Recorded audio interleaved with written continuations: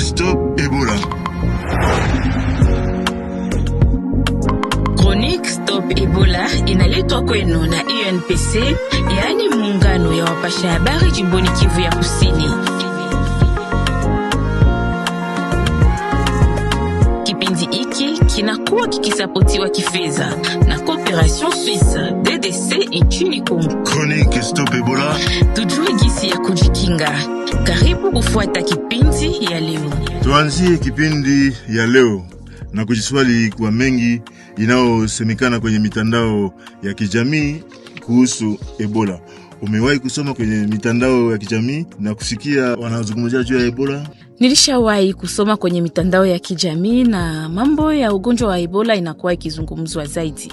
Na wengi wanakuwa wakisema kwamba ni ugonjwa ya uongo. Na wengine usema kama ni uchawi tu. Oni lako? Oni yangu ni kusema kwamba hiyo mambo wanasema kwamba Ebola ni uchawi ni maneno ya uongo, ni rumeur zenye ziko zinasirkule kwa marezo sosio, lakini ugonjwa wa Ebola ni ugonjwa ya kweli na inakuwa ikitunzwa kwa haraka kama mtu anajielekeza kwenye kituo ya afya, na anaweza kuwa akiokolewa maisha kama anatosha mawazo yake kwa ile maneno ya uongo ya kusema kwamba ni ugonjwa ya uchawi. Sasa mbele tumsikie mganga. Watu wengi usema kwamba Ebola ni création ya mganga, eti ni copy yao juu wajiretrouver. Oni lako? Ilio ni masemi ya uongo. Ugonjwa wa Ebola huko na unakuwa ukitunzwa.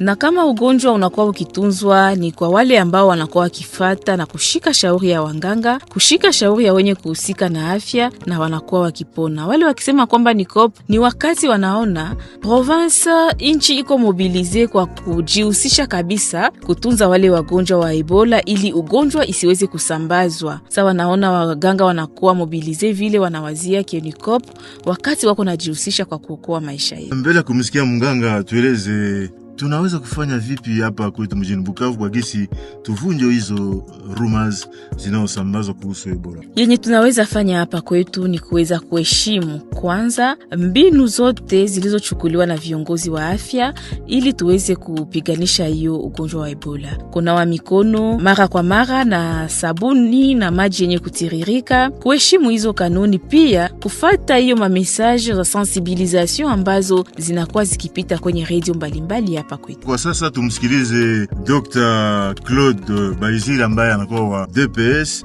Dr. Claude Baizire, tueleze ya kweli kabisa hii Ebola ni COP?